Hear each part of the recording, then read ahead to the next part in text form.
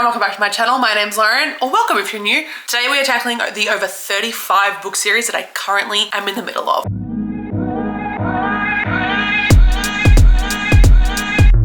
Yes, I'm in the middle. When filming this, I was in the middle of a 35 book series. I have whittled it down, so you'll get an update on that soon. Because instead of finishing them like a normal person, I decide, oh, I'm just gonna start and then just abandon it because that's like normal. So this week we are just reading small town romances. I have started so many small town romances that I just haven't finished, and there's no reason that I shouldn't because they are all good, but I just keep abandoning them for other things. A lot of them have some of my favorite romance tropes, so do stick around to watch that. So let's get into it. I don't want to dilly-dally. There is a lot of reads and a lot of really good ones this week, so let's get into the vlog. Blinked, and I am 50% of the way through Forgotten Dreams. I'm loving this.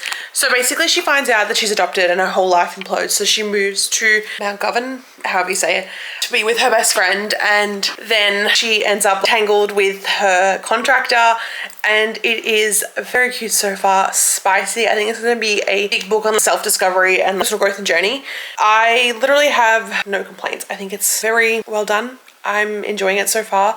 It's not gotten to the deep stuff yet, but she's on an identity trying to find out about her past and like who she came from and the family that she never knew she had. So I think it's going to tug on the heartstrings. I think it could quite easily be a 4-star. Enjoying it and having a good time. Good morning. Happy hump day. I am 2 books done, so 1 book a day. And now I'm going to start the next book, but we have finished Forgotten Dreams and I honestly quite enjoyed it. I thought it was really well done. It was quite emotional. I loved the way that it ended. I didn't think it was going to go that way, but it ended so beautifully. Definitely a series that I will recommend to a lot of people. I will be reading more of Natasha Madison just as another series done. So I think we're under 30. We're officially under 30 series done, which is awesome. I loved seeing Sierra's growth. I thought she was just this, she was so her and they'd been through so much. And I just thought the way that she did everything and handled everything was just nothing like I had ever seen before. I thought she was a really easy character to root for, very likable, literally perfection. And Caleb was the perfect MMC, the acts of service, the caring. It was just great. It's a solid 4-star read. Honestly, truly 4-star read. Loved it. I am now going to be starting Duke by Jessica Peterson, and I very much anticipate this being an absolute winner yet again from her. I am loving her books. I cannot wait to read more in the new year. I think she's just fantastic. She knows how to write a book and give me what I want. Sawyer was amazing. Could this be just as good? I think so. Yeah, I don't remember what the tropes are going to be. Could be an accidental pregnancy. I do not remember what happened in the epilogue of Sawyer. I'm excited to find out. So I will see you guys soon with an update for it. I'm just gonna keep working and listening. Okay, in a little while, I have not been in the mood to read, like at all. So I've been binging The Real Housewives of the OC, which I just ended up binging a lot of that instead of reading, but it's fine. I finished Duke and I really enjoyed it. I thought it was very well done. I loved the way that they sort of accidental pregnancy. I loved the ending. The ending was amazing. I love the way he just like stood by his woman. Top tier romance book. I adored it. I adored every second. I will continue to read from Jessica Peterson. I will be reading other series that I have on my TBR next year, I think. So I've officially caught up on that series. The only book that I have left is Rider, but that's not out until next year at some point. I literally loved Wheeler's like strength, her growth. I love the way that Duke stood by her. Like, he is a down bad loyal man in the best way possible, and I fucking loved it. It was amazing. So Duke, I ended up sitting on a 4.5. Final book in a series. It is Where You Belong by Proby. So Duke was also an arc. This is another arc. Last book in the Root Valley series. I remember the actual name of the series. Is it called, I think it's Lexington Family. I don't remember, but love. I've been loving this. This is Brooks and Juliet. I believe Juliet is, sorry, it's the Blackwells of Montana. So Brooks is the Blackwell, yeah, and this is Second Chance Romance. So I'm gonna love this. I'm gonna hope this is a 5-star. I have not gotten a 5-star from Kristen Proby. I'm hoping this is a 5-star, if not a 4.5. This series, it's fucking fantastic. So I am gonna now start Where You Belong. Chat later. It is the next day. I've been to Pilates. It's gonna be a fucking hot day today. I'm getting tatted tomorrow. I'm thinking I'm gonna go and get my arms waxed though today. Anyway, Mr. Serious wants to hang out.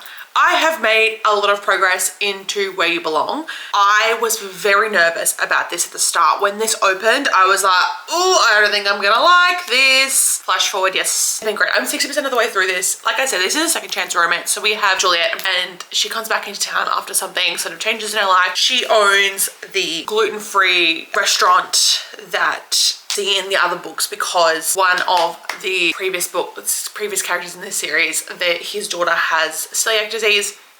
So she opens up this gluten-free, safe restaurant, and then she is like trying to integrate back into her life. She's trying not to spend this massive inheritance that she got left because it feels like dirty money. I won't say why. I don't want to give away too much because I think it is best to go into this very blind, because the reactions that I've been having are insane. Her car breaks down, she needs to get that repaired, so then she ends up having Brooks repair her car and he's like all good, and then her apartment floods and her restaurant floods. Then she moves in with him and he finds out that he had bought a favorite house. Now they're gonna start renovating it and they're gonna do life together and it's gonna be great. So we're at 60% of the way through this. I can see where it's going to go, but she's saying, let's get married. I don't want to wait anymore. I waited so long for you, waited 15 years for you. I want to marry you now. I don't want to fuck around.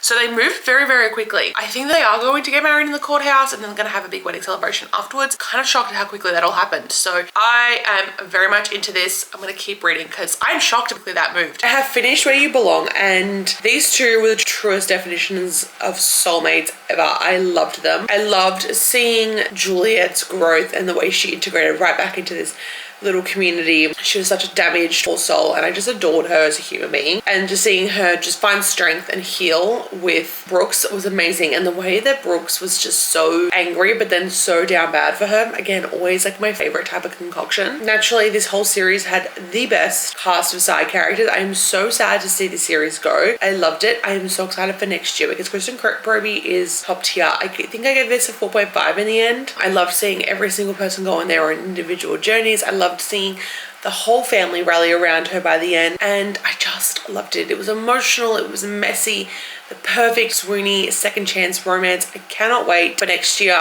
for her next books, but this one, the win in my eyes. I loved it. I am 30-ish% of the way crazy in love.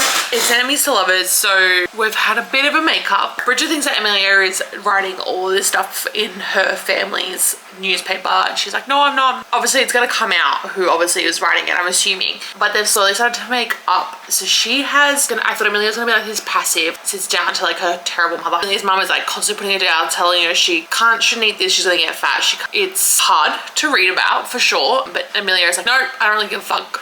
I'm gonna do it and I can do it. I'm helping you guys out by running the flower shop. Even though I didn't want to, I'm qualified. And she wants to start like an interior business, which she's qualified to do because she has a degree, but her family's like, her mom's like, no, you can't do it, you can't do it. But she's like, no, I can do it, you're just being terrible. Yeah. And Bridger is gonna be her first client. Saturday, it is a miserable Melbourne day. I'm cleaning the house and I have just finished Crazy in Love. I really enjoyed it. I'm annoyed, left on a cliffy. I really wanted to know who wrote Taylor T, but it's annoying. I liked the way that this ended. I thought it was really, really sweet. It was sexy, it was fun. I love the billionaire vibes. I loved, you know, both growth and journeys. I just don't know why it didn't hit like a 5-star. I do think it's a 4.5. I just don't have that 5-star feeling from it. So I can't logically give it a 5-star. I do think that it's very, very good though. It's easily a 4.5 because they did have a lot of growth and like had this journey that they went on individually. I thought it was so fun. I think I just didn't get enough like depth to their specific relationship. There was a good amount of like depth and to their individual stories, but not enough on their personal relationship. It kind of just went friends to bonking to a relationship. It felt very, very quickly. We're still continuing this series of trying to finish all the books that I have on the go, or the series that I have on the go. So we are starting with Bourbon and Proof by Victoria Wilder. I have a lot of cleaning and just things to do, so headphones are going in. I am kicking back and listening to this, and then you'll see how I feel. It's part of the Bourbon Brothers series, which I have been absolutely loving. I don't know anything about this book really, but we will find out. It is a marriage of convenience. Enemies to lovers, marriage of convenience. He never planned to marry, and then he strikes a deal with Hadley Finch, when he saw her to stay away from. She's like his childhood friend, not enemies. They've like known each other forever, but he said he would never go there. So let's get into it. I am very excited. I'm hoping this is a 5-star. So it is the next day. I've gotten through about half of Burden and Proof. It is very good. And then I'm going to start cleaning. So I'll continue listening. So what happens is basically she's adopted by his family. Theoretically, her dad's a very bad man. So Hadley's being hounded by people. And Ace's grandfather says, I'm going to retire, but my grandsons can only inherit this Bourbon farm if they are married. So Ace isn't married. There's a deal that's going on behind the scenes between Ace and Hadley's dad that happened a long time ago. I don't know the full details of that yet, but she's like, oh, I'm going to marry Hadley. I'll protect her. And then I get my part of the inheritance. So that's where the marriage of convenience comes in. Now, they're both very attracted to each other, but will not give in. They're slowly starting to give in. It is fucking so good. And I think the grandfather, he fully set this up. He never had intention to do this, but he knows that the two of them have feelings that they don't want to act on. So he set up this inheritance just purely for that. It is amazing. I love everything that this woman writes. I have finished Burden and Proof. I have finished up the Bourbon Brothers series and I loved it. I didn't realize that was the end. I thought that there was going to be more, but that's the end. I assume that the series that is coming this year is going to be the next sort of series in this world. I loved Ace and Hadley so much. The plot was like full on. It just all sort of unfolded right at the end.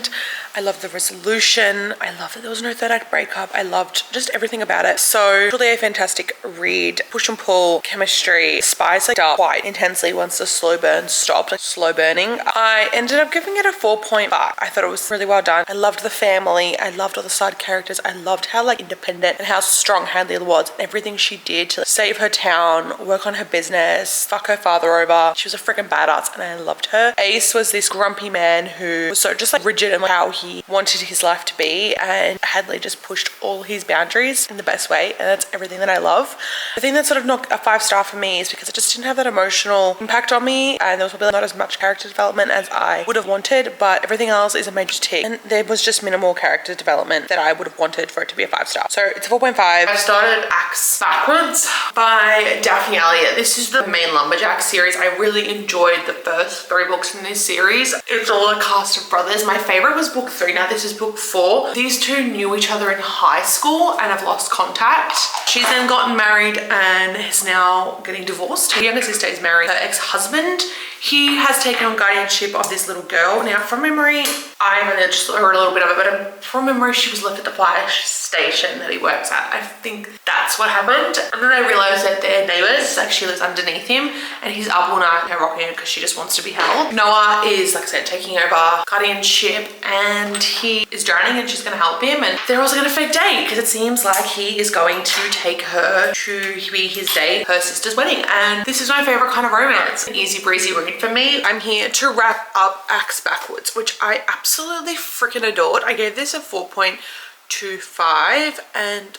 I just loved it. I wasn't super invested at the start and I wasn't sure how I was going to feel about it towards the end, but then the ending sort of just solidified. It's definitely more than a 4-star. It is deliciously good. The thing that I loved the most was how it developed a very natural, beautiful friendship, and the way that their relationship and romantic connection grew was so organic, so natural, and just slow and loving. It was very believable. The depth of it, fantastic. Nothing felt forced, nothing felt rushed, so the whole book just made sense to me. I loved how they were so soft and supportive of each other, and they actually cared about each other and wanted to just grow individually but grow together and keep each other grounded and balanced in everything that they're dealing with. I loved the addition of Tess. Like, she was the sweetest little girl ever. I just love a baby in a book. I just love it.